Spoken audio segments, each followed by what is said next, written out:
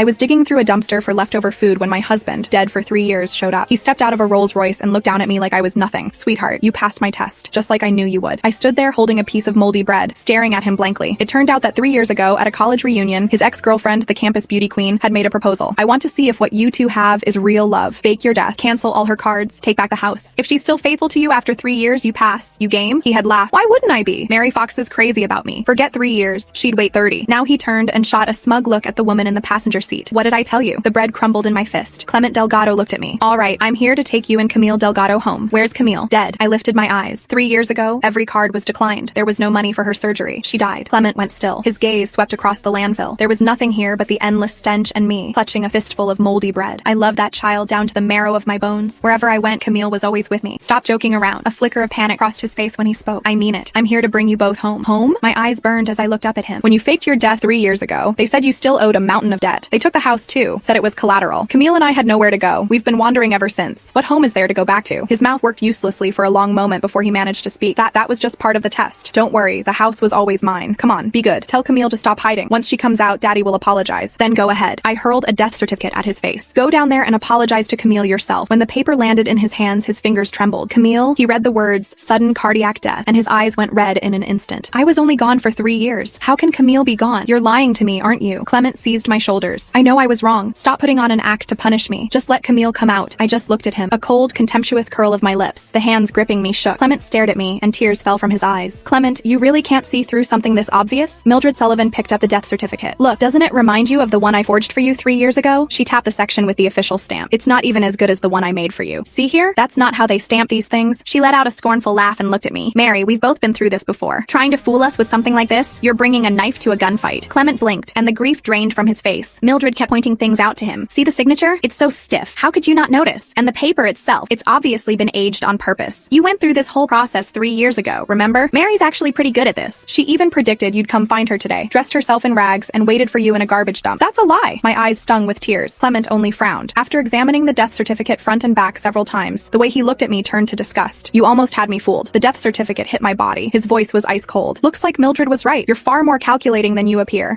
By the end of today, bring Camille home. She's only 6. She doesn't need to learn bad habits from a mother like you. He turned to leave. I scrambled to my feet, desperate to stop him, but Mildred stepped between us. Mary, her voice dropped to a whisper, only the two of us could hear. I know Camille's been dead for a long time. I stared at her in disbelief. Want to know why Clement doesn't? She laughed softly. Because I made sure every piece of news about Camille never reached him.